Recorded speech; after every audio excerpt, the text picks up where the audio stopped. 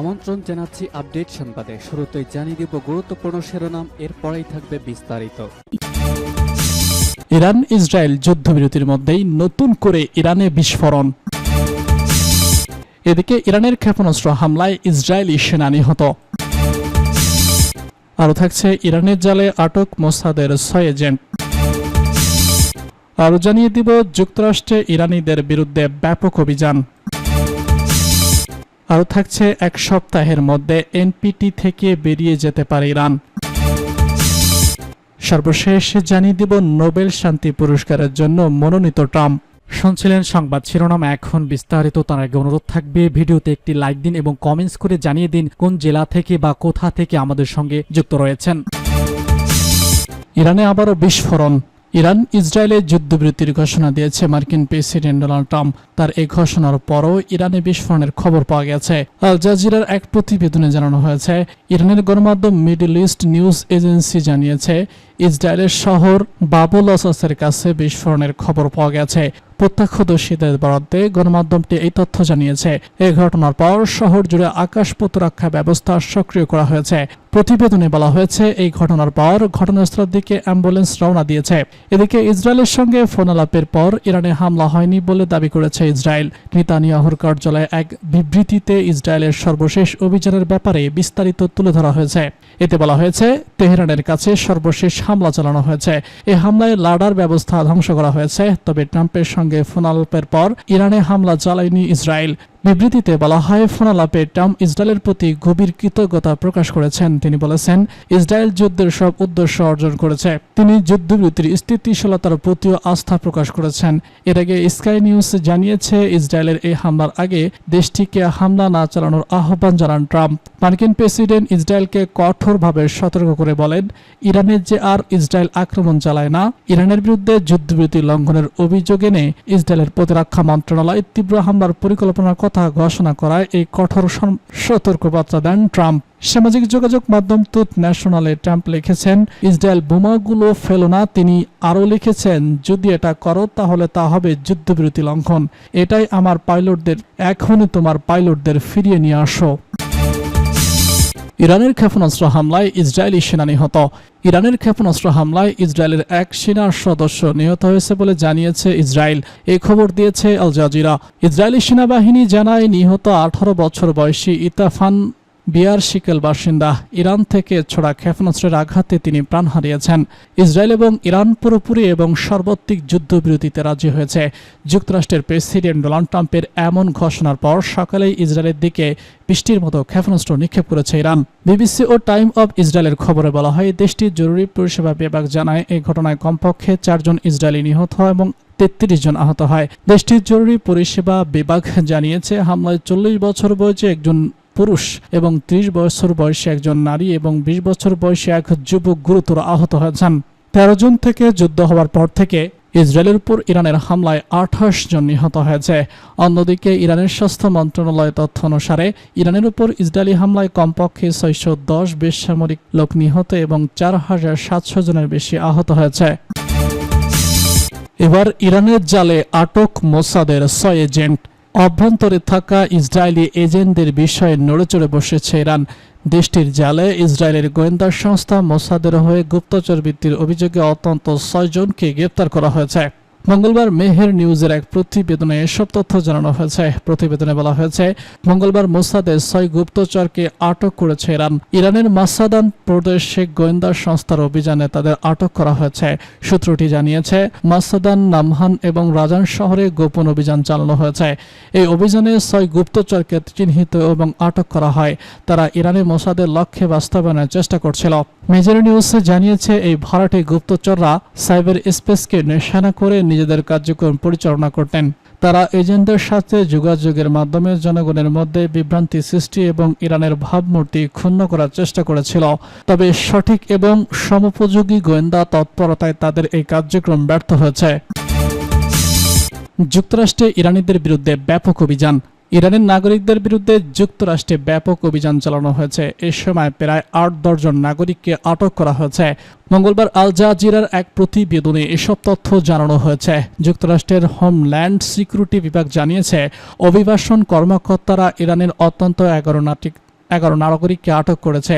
তাদের বিরুদ্ধে অবৈধভাবে দেশটিতে অবস্থানের অভিযোগ রয়েছে। প্রতিবেদনে বলা হয়েছে, ইরানিদের আশ্রয় দেওয়ার অভিযোগে এক মার্কিন নাগরিককে আটক করা হয়েছে। তার বিরুদ্ধে এক ইরানি আশ্রয় দেওয়ার অভিযোগ রয়েছে।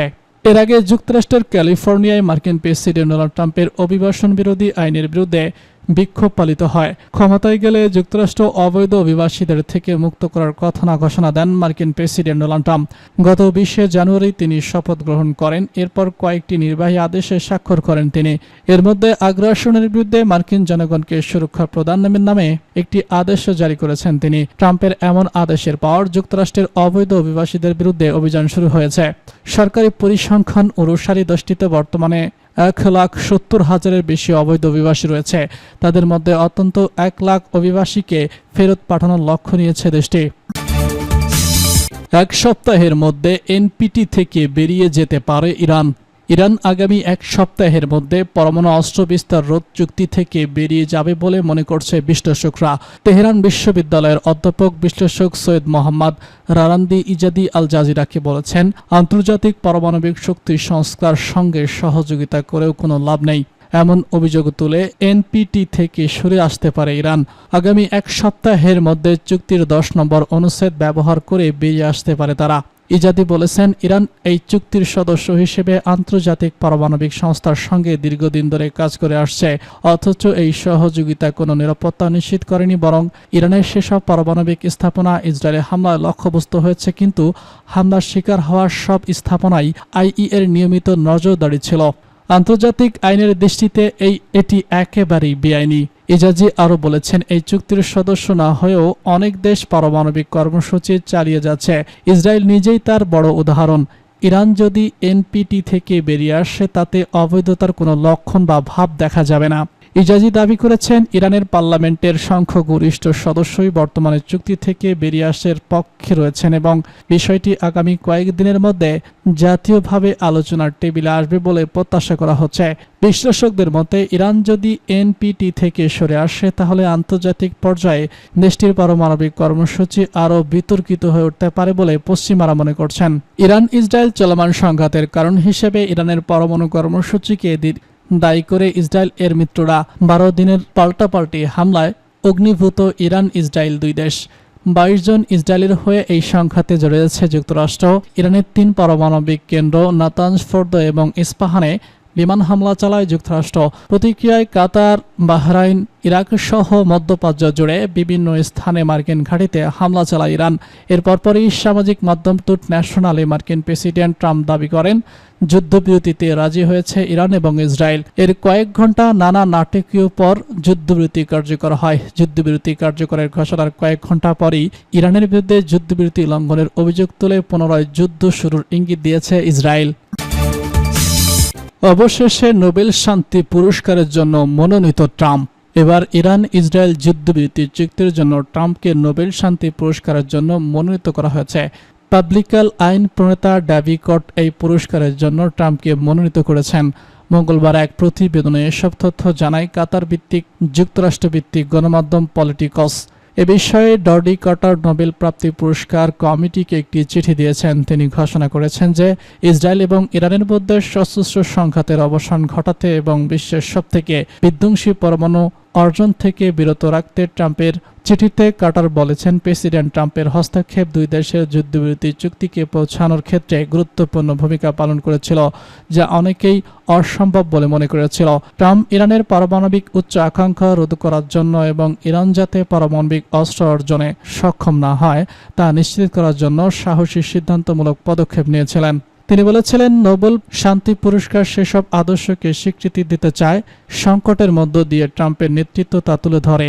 ঐতিহাসিক বিরোধিতা এবং রাজনৈতিক অস্থিরতায় জর্জরিত এই অঞ্চলে এই ধরনের অগ্রাধিকারের জন্য সাহস এবং স্পষ্ট অবস্থান উভয় প্রয়োজন, যা ট্রাম্প দেখিয়েছেন।